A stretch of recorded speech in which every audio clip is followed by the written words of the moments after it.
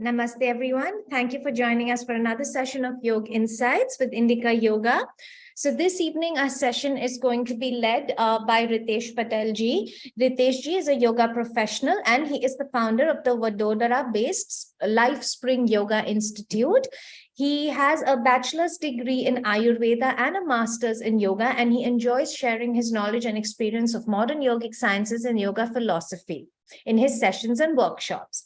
So he regularly conducts yoga instructor courses and yogasana anatomy workshops for yoga instructors in India and abroad. He has participated in national and international yoga conferences as a speaker as well. In this session, Ritesh ji will help us experience and explore the freedom of physical, pranic, and mental mobility when it is built on physical, pranic, and mental stability. So Ritesh ji, will you please join the session?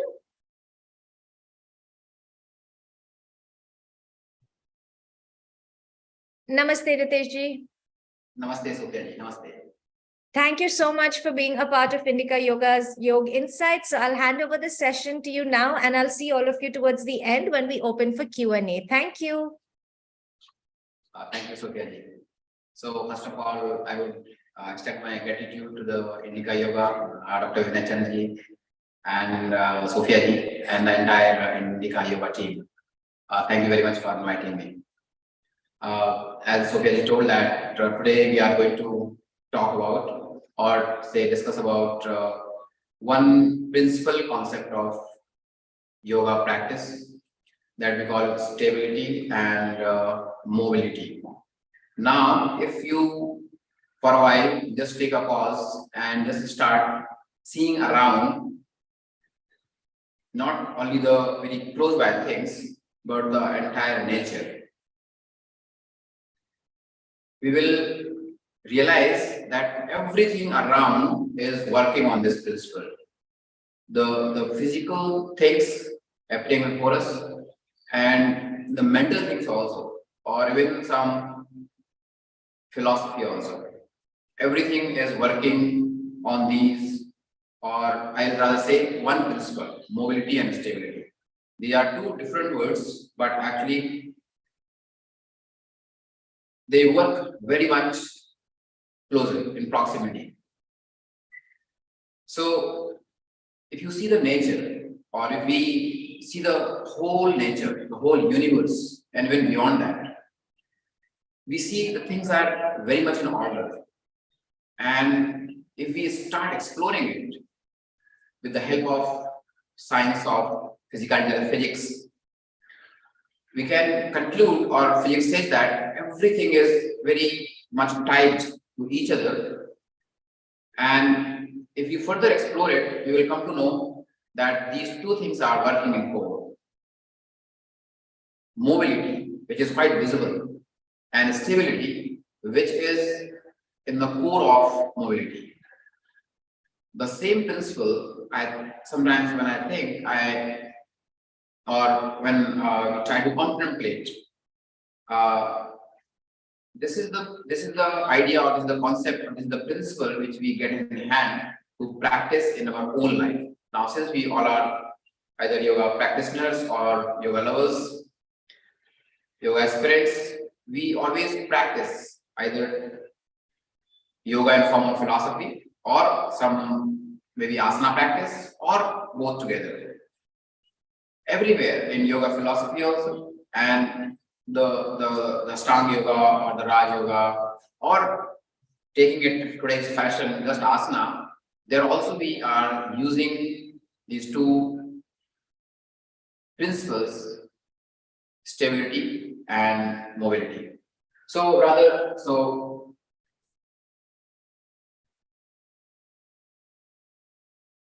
here, if we see these two words, stability and mobility, the two words are here, stability and mobility.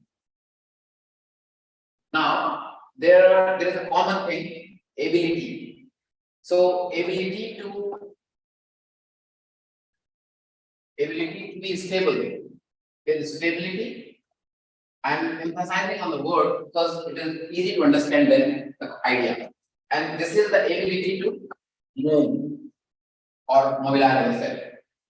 So these both are abilities which can be achieved. Now, whatever seems to be moving, no, we can imagine those moving objects in two ways. One, moving in order, and another, moving in chaos. Now, what is the difference when anything, even your thought, moving, not moving in order, no movement full of chaos, or not movement is not systematic.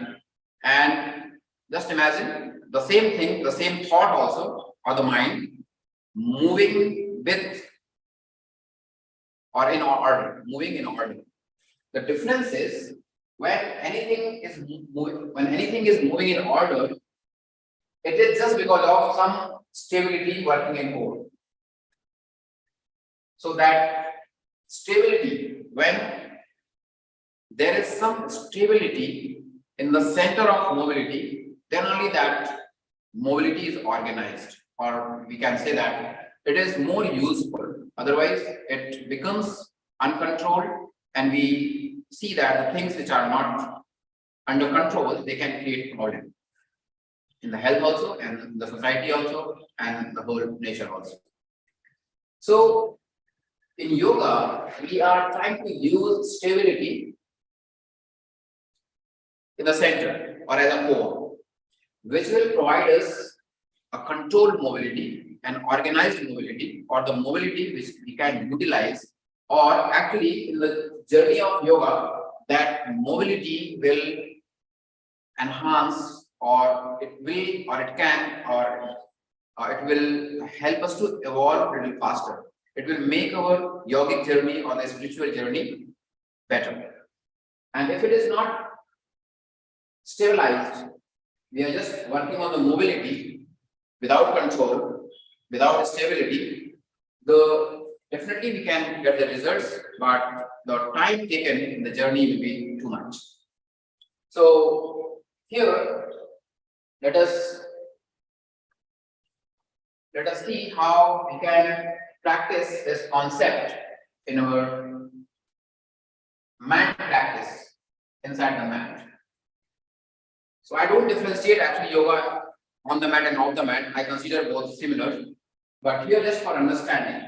So say when we are saying that there are three kinds of mobility and stability: physical,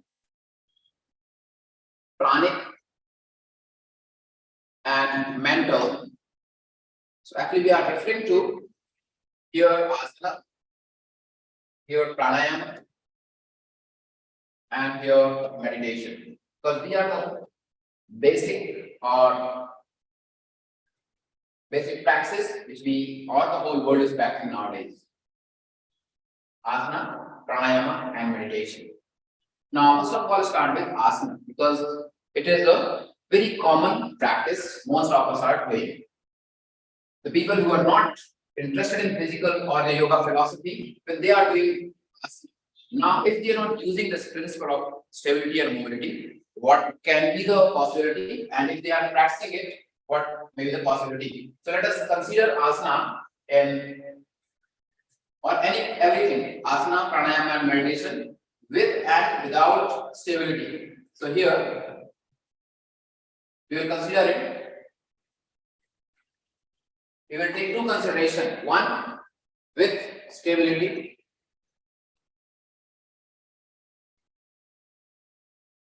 and here without stability.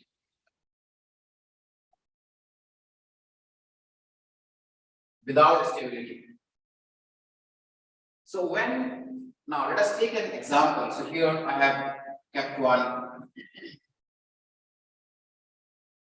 picture to explain.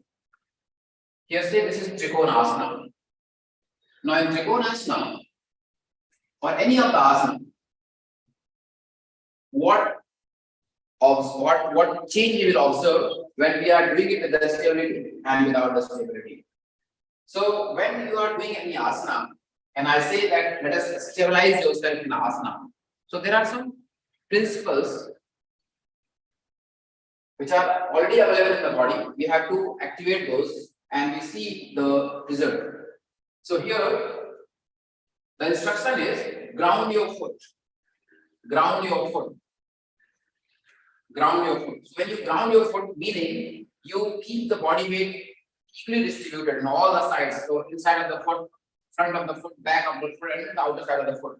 Similarly, you keep your body weight equally on all the sides of the foot, front, back, inner side and outer side. Now this way, grounding your both the feet, you get all the muscles connected in your body, all the muscles connected in your body, and that gives you an experience of oneness. Experience of oneness. All the muscles are connected, and you feel that your body opens up. There is a feeling of opening in the body, like your body expand. Your feeling, you get a feeling of expansion in the body. So your clavicles open up, your chest will lifts up, your front lengthens, no, and you don't feel that you are carrying your upper body weight, but you feel that your upper body is being carried with the help of your legs, and overall you experience that you're not doing any asana, but it is happening itself. It is just because of that stability. So what all you feel? You at the physical, when you are doing an asana, you feel three things. One at physical level, second at the level of the breath, usually you can call it prana level, and second mental level.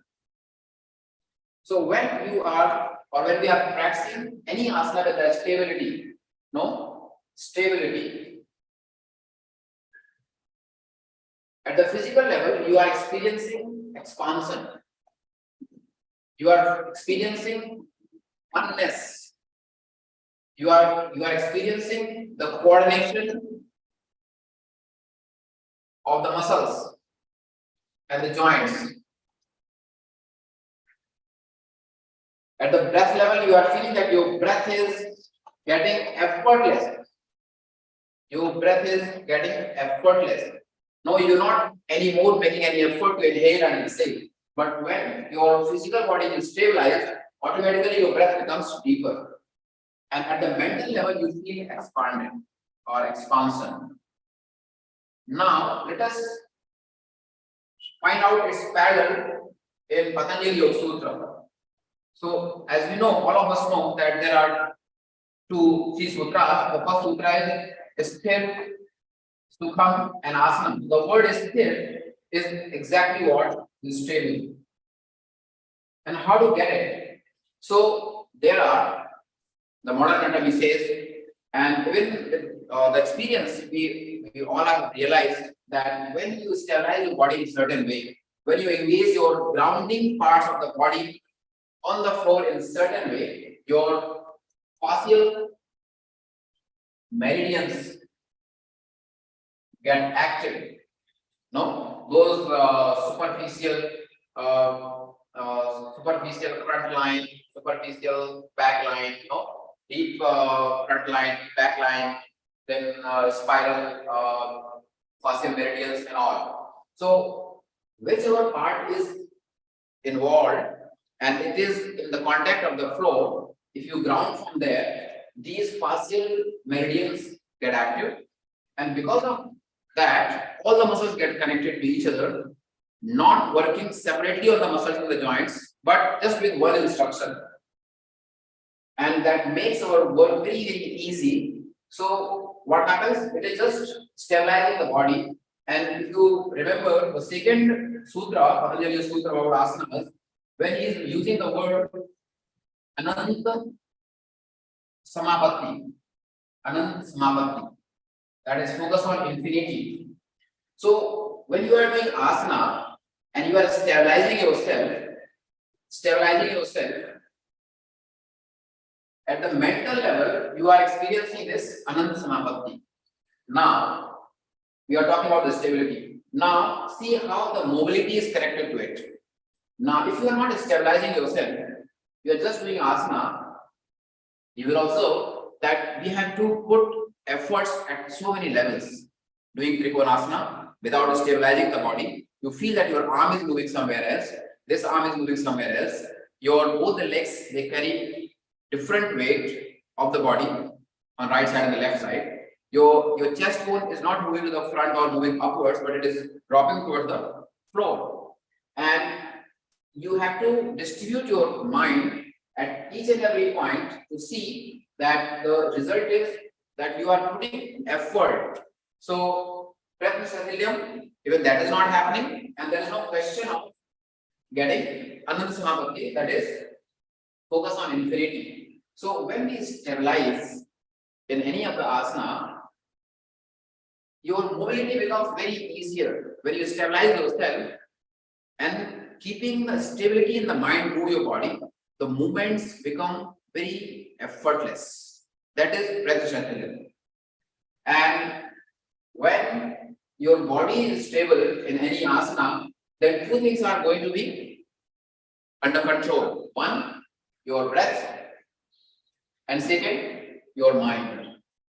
Otherwise, the mobility of the breath and the mind is not going to be under control. So even doing asana, we will not experience the ordered mobility of breath and the mind. Mind and breath both will be in chaos if in asana practice we don't find the stability. So in my personal experience and even going or understanding and exploring the literature, it seems very easy that in the entire yoga practice inside the mat, if we use these two, if we try to execute, if we try to implement these two words during the practice, stability and mobility, whatever is moving, either mind or breath or the body, if it is just moving and there we are not taking care of stability, or if that movement, mobility is not the extension of stability, then it is not going to give us the better result. After the yoga practice, we may feel that we are maybe tired or our breath is not in order, that order which it should be in actually. And mind is also not in that control. So here the stability this way will take care of your pranic mobility and the mental mobility with the help of facial meridians, and that will take care of all three in length. So now here I'll just demonstrate you with an example and maybe we'll get clarity. Sorry.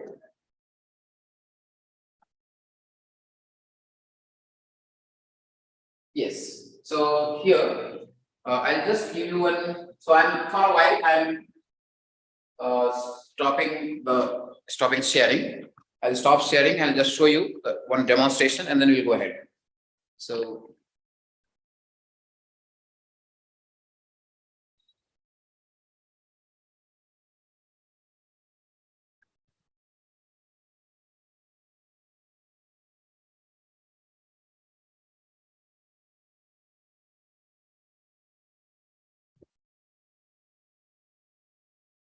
Yes, now see, I'm doing Trikonasana. Now Trikonasana, I'm doing two ways. One, I'm not using any stabilization instruction for myself, and second, I will use it.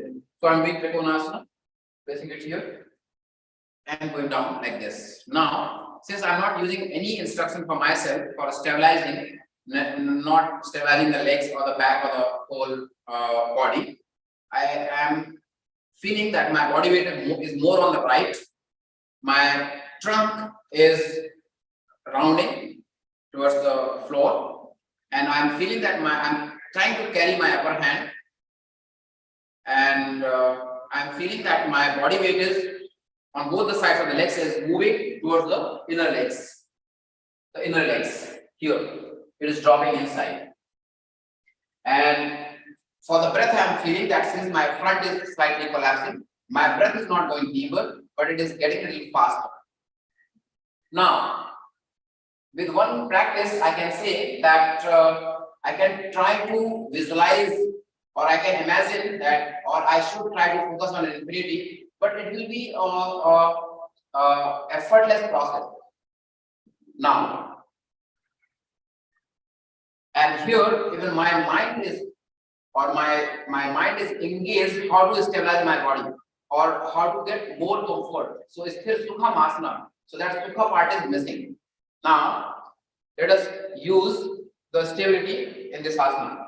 So what I do, I keep my both the feet apart, a meter or so, and then I place my both the feet. Now in one foot, I am lifting my toes or lifting my arms. I distribute my body weight equally on all the sides, and in the same way, I engage my back foot, and I try to engage my back foot from all the sides. This side, front, back, and mostly I keep my body weight on the outer side. So what is happening? My body being three-dimensional structure, I am distributing my body weight everywhere equally on both the legs, and in both the legs, not only the foot, but all the directions of the foot. So I'm taking care of my this side of the leg, outer side of the leg, front of the leg, and the back of the leg. Similarly the back, similarly the trunk on all the directions. Now engaging my feet, what is happening? I'm by giving this instruction of grounding my feet on the floor, what is happening? My legs are getting active, those myofascial meridians, and automatically I am feeling the firmness in the legs. Now that firmness of the legs, because of involvement of those interconnected, naturally is very important, naturally interconnected muscles through the fascia. So those are activating my upper body. Now keeping my legs active, what is happening in my upper body? My upper body is getting active. So not putting any effort directly in my spine or the front, my wrist body is expanding actually, is not collapsing but opening. So here I feel a lengthening effect in the front, opening in the shoulders. Now to add little more into this, I extend my arms. So the way I have used my legs, I'm using my arms, not directly working on my spine because spine is delicate. And here again, the principle of stability and the mobility applies. If you stabilize your legs, your limbs, or in the anatomical definition, if you apply your appendicular skeleton, you can stabilize your axial skeleton. And axial skeleton is the part of your anatomy where your delicate systems are placed.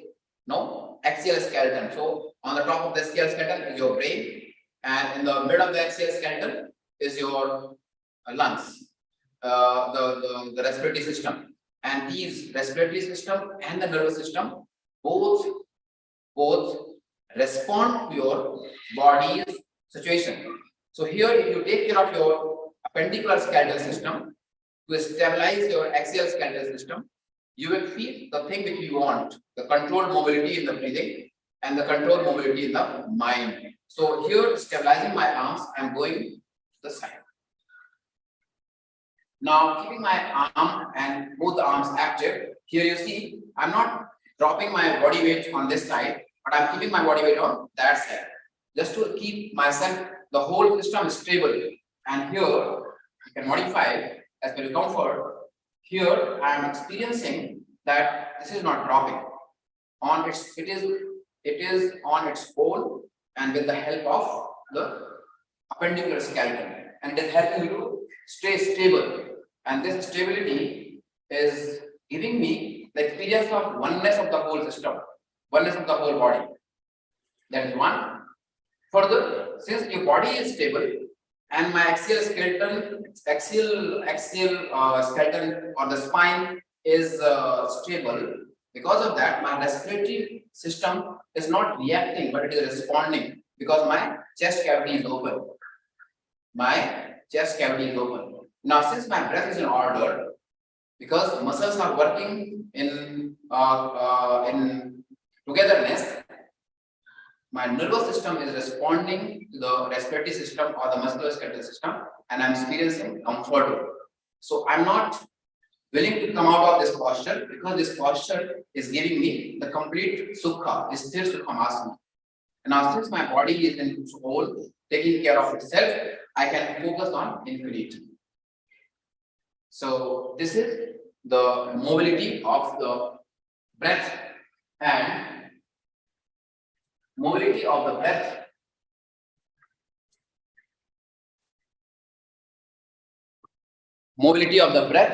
and the mind and the body also. On the basis of that only we are experiencing. On the basis of that only we are experiencing the stability and mobility. On the basis of stability and mobility of the body, we are experiencing the stability and the mobility of prana and mind. Now, just to understand how these three are interconnected. How these three are interconnected. So here we take the musculoskeletal system. Musculoskeletal system, I am writing this in essence short. And this is your respiratory system, and this is your nervous system. So when we are doing any asana, any asana, example, we took off Trikonasana. So when you are using you are practicing any asana, we are using muscles and the skeletal system. Working on the musculoskeletal system for the stability. When you stabilize your musculoskeletal system, what happens? The pranic system or the facilitator of the prana or the facilitator of the pranic system, your respiratory system, that start working effortlessly. Respiratory system, no, it start working efficiently. What happens when your body is in order? Your axial skeleton in any kind of asana, even the forward bend, even the inversions, because it is not collapsing your axis or the axial skeletal system, that is your spine, ribs, and the skull. So when there is no load on this part because of your stability in the peripheral nervous skeletal system or appendicular skeletal system, your breathing remains very stable and organized. It remains continuous, uniform, and rhythmic. And because of that, you all know that if your breath is good, long, deep, and slow, uniform, continuous, and rhythmic, your nervous system responds to it and it remains relaxed. It activates your vagal response, it activates your parasympathetic nervous system, and some other mechanisms also, like the involvement of GB, that is BG, basic ganglion. So what happens in the asana only, stabilizing your asana, your breathing comes in order. It remains stable, though it is moving, but that mobility has stability also because it is in order. Now it responds to the nervous system responds to the breath and it remains calm. And now these all get connected. So it facilitates your respiratory system, and respiratory system activates your nervous system for the response, not for the reaction. And when your mind is relaxed, it keeps your physical body relaxed. We know that when your mind is relaxed, when your physical body is relaxed. Now, how you can use it inside the mind? For example, you are doing Shavasana or any other asana also. In fact, Sisasana also, inversion, any difficult asana. And if you are applying this principle, stability and mobility. So let's talk about inversion, Sisasana. So when you are doing Sisasana, handstand, in fact, handstand, using your stability through your muscles in the joints, you keep your respiratory system very much in order. And that respiratory system in inversion keeps your nervous system, your mind, your brain in comfort. And since your mind is in comfort, it does not ask for any extra mobility through your body. It says that I'm comfortable, you can go ahead. And this way, in Sisasana itself, the body starts getting relaxed. And it again facilitates your respiratory system to become better. So in Sisasana, if you are doing it in this mechanism, after spending a good time, you will feel that your breath is not increased. And that's a great thing. And your nervous response is also relaxed one or relaxing one, not agitated one. In general, what happens if you have done Sisasana without this application of the principle, you will observe that we start waiting to come out of that asana because our breath increases and we start feeling mentally little irritated or not relaxed. So in any of the asana, we can apply this.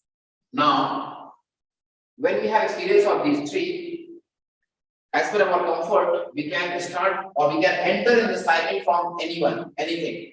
So if your mind is already stable and there is a controlled mobility, just working on the mind, you can relax the body. Now, if you are interested, just work through the breath. So enter in the cycle through the breathing. Normalize your breath and normalize your nervous system and normalize your musculoskeletal system. And if you want to use your body, then relax your body in asana or without asana. So on the mat or off the mat. And then use your respiratory system to respond to it. It will get better and then this will get better. So even I have experience in my practice that in Shavasana or any of the asana, depending on you can choose any of and you can enter into the cycle. So either you can combine all three and you can enter through one and then combine all three. These all respond to each other. So here anatomically, your musculoskeletal system, your respiratory system and nervous system. And this is beauty of yoga practice that the rishis, the old in the ancient time, somehow they use these all three asana, your physical body, respiratory system, your pranic, not the whole body, because prana is the entire body, but here respiratory system becomes the facilitator, and the nervous system, the brain, the major governing systems of the body. And if we utilize this entire concept, we will experience the stability and mobility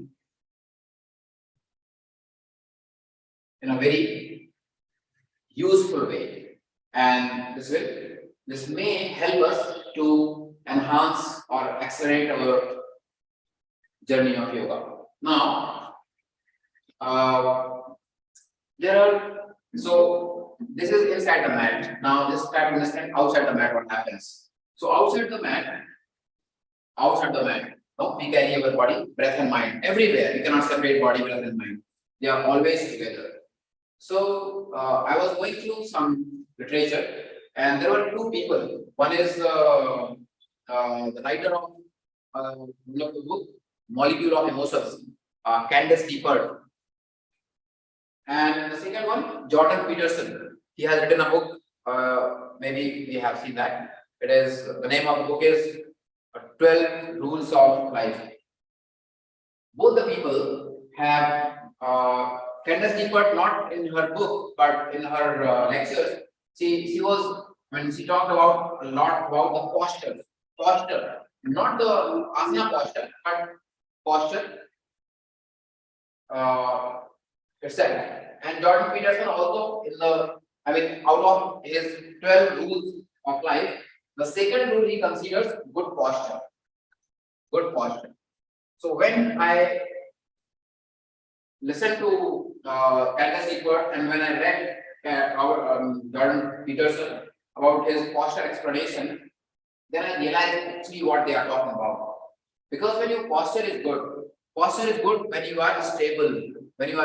Either sitting, driving, or delivering a lecture, or doing your puja, or doing anything, your posture is very important. And that posture depends on the stability, the foundation. So if you have activated that stable mechanism or stability mechanism in your body, your posture is going to be good. And if your posture is going to be good, your breath is going to be good. And if your breath is going to be good, your mind is going to be good. And finally, your life is going to be good. So, off the mat, this is going to be applied. Now, this is one thing which I wanted to convey, the stability and the mobility. Mostly it is in relation to the yoga mat, inside the yoga, little outside the yoga mat, that is the posture. Now, one more application, which is mostly about out of the mat or inside the mat also is your mind part, because it is very much required. And if we see the mobility in the mind, it is huge, it is immense, I mean, there is nothing in the mind, mostly it is mobility only. When we start practicing yoga and start experiencing little success in yoga practice, then we start experiencing stability in the mind. Stability in the mind. So, as we discussed here about, if you practice asana in a certain way, we can experience or we can influence our breathing and the nervous system to get a controlled mobility. In the same way, if or when I was preparing for this talk, I was trying to find out one thing, if we practice at the mental level, which can help us to enhance our controlled mobility. So what can be that one stability factor which can work, especially at the level of the mind? So finding out in the text, I realized that one thing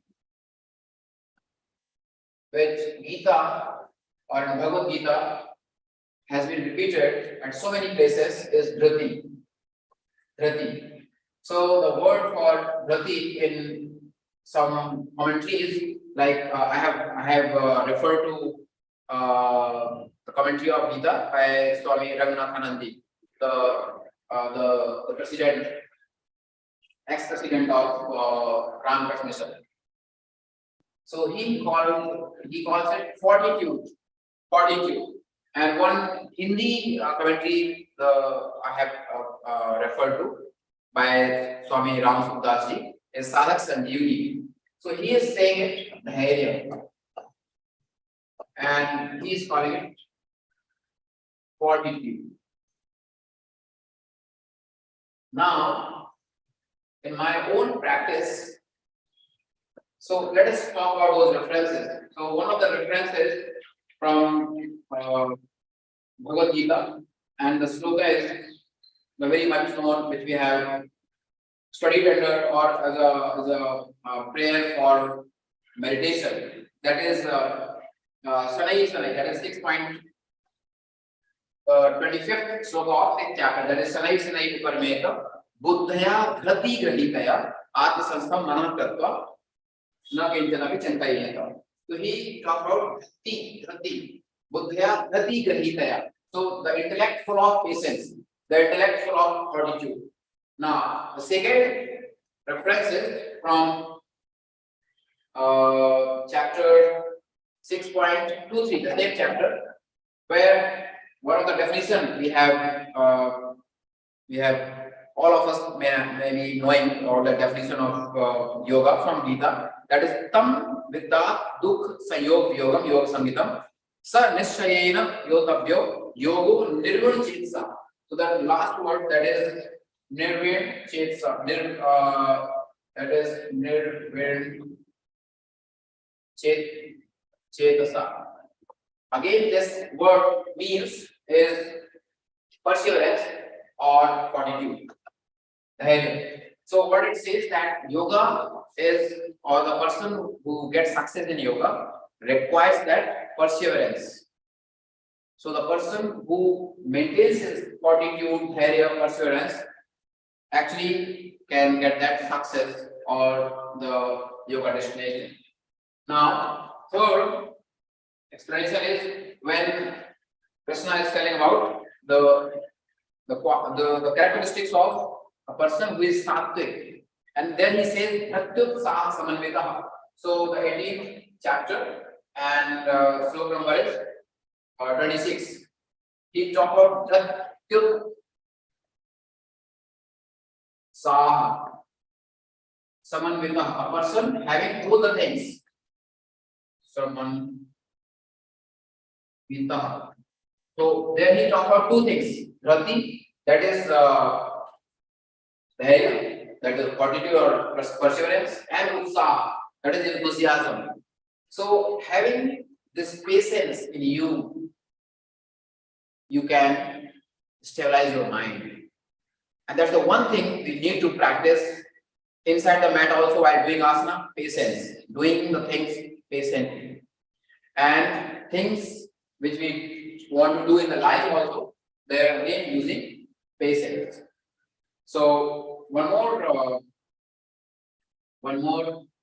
thing which we can take as a reference where he's trying to convey us, Lord Krishna, that you need to be stable. And stable in what? Patience. So the 12th chapter, and the sloka number is 18, where he says, "My man ahasva." No, you get stable in me. So at so many places we can get the reference of getting stable. Stabilize your patience. Stabilize your patience. So mind is a a moving entity. No, always in mobility. As we know that it is chanchalam ki manamakrishna. So man is very volatile. It's like mercury, cannot be stabilized. But with the practice of patience or the wisdom full of patience. So wisdom, you have wisdom, but unless it is not combined with the patience, so the wisdom full of patience will give us stability, and that will make our practice more effective. So when we are doing meditation, this definition, we have discussed, we have practiced with the people who have never practiced meditation in the past. But when just giving them instruction of maintaining their patience and just staying there, maintaining their patience and resolving their thoughts with the help of their wisdom. But most important is patience, because people when come to the class or in their life also, in general, out of the class or the mat, nowadays, one thing which is missing in my understanding is patience. We are in hurry. We do the right things. We do apply the right process also. But somewhere there is lack of patience that keeps us unstable. And because of that, we are not able to get the results the way we can. So the application of patience in our life, one of the things which I wanted to, that's one thing which if we can apply in our practice out of the mat is patience. Everywhere, in all the aspects of the life, because patience is what somewhere people have also said it, dharana sakti. They have called dharana sakti, dharana, which can hold. So it's the characteristic of the earth, which can hold. And hey, holding everything, at the real time, not jumping to the next moment, just staying there for a moment, next moment, holding yourself there only. And it gives you, or it opens up the secret, because we know that there is one explanation of yoga in 2 words: slowing down the mind, or the slowing down the mind is the key. What is the factor which doesn't allow us to slow down? Is impatience. So the moment you start practicing Dhriti, you start using Dhriti in your all aspects of the life, what happens? Our mind starts getting slow. When mind starts getting slow, it can actually read between the lines. It can go under and can find out the subtle problems of the life. And then with your wisdom, we can resolve those problems. So patience is one thing which actually is, or can be said as a parallel of stability. And that stability then controls your uncontrolled mobility of the mind. So now, I think I have conveyed my message or my own understanding of stability and mobility. So I will end with one story. So the story goes like this. The story is about use of patience, how it can keep you happy and how you can use it. So it is a very ancient story. So there were two people, two tapasvis actually. They were doing their tapasya from a long time, many years. So once Narad Muni was going to the Vaikuntha, and on the way, he found both of them sitting under trees at distant places. So they recognized that Narad Muni is going to Vaikuntha. Let us convey their message to the Vishnu, Lord Vishnu. So they offered their pranams and all, and then they asked Narad Muni that please convey our message that we are doing sadhana for many years. Now, will Lord Vishnu will bless us or provide us moksha?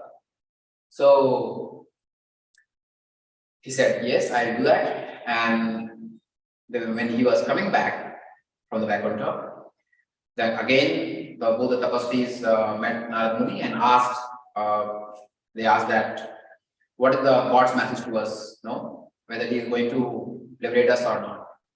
So he said to one of the first tapasvi who was sitting under the neem tree. So he said, yes, Lord Vishnu has, or he is just observing you doing tapasya, and he has conveyed the message that you have to take the number of birds equal to the number of neem leaves, no, under which you are sitting and doing tapasya. So he just looked up and he said, oh my God. So I just want to correct the story. So he said, only this much. I mean, I am ready to do tapasya for these many years. Maybe these are lakhs of the leaves, but I am ready to, if he has said that he will liberate me, the God will liberate me. And he happily continued with his tapasya. On the other hand, the second tapasvi, he asked what the God's message for me. He said that even you have to do tapasya for the number of banyan leaves under which you are doing your tapasya. He said, oh my God, these many years I have to do tapasya. I mean, I have these many years, again I have to do tapasya. Already I have done it many years. So the number of leaves in a banyan tree and the number of leaves in a neem tree, no, you can compare. But the person who is using patience is ready to, and the person who is not using the patience is not ready to. And that makes a whole difference, no? Because whatever numbers of years we take for our involvement, but if we are continuing or using this drati, we are going to enjoy the life or the success or the happiness or the bliss. But if we have everything and we are not using this drati, then having even everything, we are not going to enjoy. That's the difference in suffering and not suffering. So that's all. Thank you very much. I am open for question and answer. I'll request to Sophia to take over.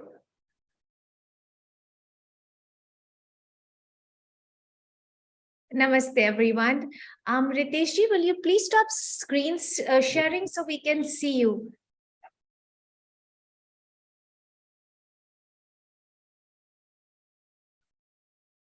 Wonderful. Thank you so much. That was so very lovely and insightful, and I'm sure it really helped our participants a lot today. So we're going to open up for Q&A now, and I think we already have a question. So Anupam Pandeyji is saying that was a very informative session, and he says thank you. And he's asking that if a person is suffering from headaches regularly, is there any solution for the same via any methodology? And he's asking for a friend who's a doctor. Yes, so actually we need to know that what is the reason of headache. No, there are many reasons behind headache. So we really need to know that what is the reason, and then we can get some answer for this question. So if you want in our chat box or Q&A, Anupamji, you can just tell us what the reason is. Meanwhile, if anyone else has any questions, please address, I mean, you can send those questions to Dr. Ritesh. And also just to remind everyone that these sessions are recorded. So if you want to revisit Dr. Ritesh's presentation and all the amazing things he spoke about today, and if you want to share this session with someone, it will be available on the Indica Yoga YouTube channel, as well as all the Indica Yoga social media, and also on our website. And even if you can't think of any questions now, if later you come up with questions, please feel free to send them to us and we will forward them to Ritesh ji. Yes, Koti ji has already put up our YouTube link in the chat, if you see in the chat, and that's why you can revisit this session at any time. Okay, so I think we have another question. Oh, there's no specific reason. It's just lifestyle. I guess it must be lifestyle and stress related, Ritesh ji. Yes, so as we have discussed little about the posture, and nowadays the present or the current lifestyle is such that we activate our upper triangle, that is the this zone. No? So already we are doctor in by profession. There is a chance that we always, fold our shoulders, and if we are surgeon also, any kind of other medicine or surgeon, so we overuse our upper trapezius, and because of that what happens here? So in yoga language we can say prana is blocked, or your posture gets strong here. No? So this neck shortens, and since this muscle is directly connected to this part, it is slightly constricted or contracted, and that puts load and you feel headache. So that is a simple reason. Because of that, what happens? Again, the stability and the mobility. So what happens to, since your posture is outcome of stability, because that stability controls your mobility. So being head, the most mobile part of the body, what happens? Your responsible muscles are not stabilized, no? So your mid trapezius, lower trapezius, rhomboids, those are not well stabilized, and because of that, head finds it difficult to get a right position, and the entire load comes to the upper trapezius because it cannot give up, it is directly connected to it, and that is why a lot of load goes to it. So your breath is disturbed. So having tension in the shoulders, your breath becomes short, and because of that, you can feel headache, and it's a very common reason. It's a very common reason. So working on the posture can help. Thank you so much, Anupam ji. I hope that answers your question. We don't seem to have any questions for now. So meanwhile, Ritesh ji, can you please share your email address or website with us? So if any of our participants want to get in touch with you, they can. Koti ji will put this on our chat, or if you want to write it, you can even say it and Koti ji will put it on the chat and make it accessible to everyone. Meanwhile, just to remind you all, if you want to ask Ritesh ji any amazing questions about his amazing presentation, please do, or forward them to us. And please remember that this will always be recorded, so you can access it on our YouTube channel, our website, and our social media. So it's yatri76ritesh@gmail.com. This is in our chat. Anybody who would like to get in touch with Dr. Ritesh ji, please do so. His email is also available to you now. I don't see any more questions, Ritesh ji. So, I think we can wrap up the session. Thank you so much, everybody, for joining us. And Ritesh ji, thank you so much. You did this also on such short notice and still came up with such an insightful, in-depth presentation. Thank you so much for your time and your valuable information. We really appreciate it. Thank you, Sophia ji. And once again, I want to thank Dr. Vinachandni and the entire Indica Yoga team. Thank you very much for inviting me and listening here. Thank you so much. And before we leave, is there any message you'd like to leave us with, and any last words that you'd like to share with our participants? So yes, I want to convey the same message. Whenever we are practicing inside the mat, use the mobility as an outcome of stability and in the outer world also. So whatever movement we have in the mind, the breath, and if we find that movement is not under control, see that stability factor is not there, and that is why we are getting the mind uncontrolled. So it will require some stability at the core. So see that those stabilizing factors are not there or there. Thank you very much. Thank you very much. Thank you so much. Thank you, everybody, for joining us this evening. And I'll see all of you again next Friday for our next Yoga Insight session. Have a beautiful weekend. Namaste.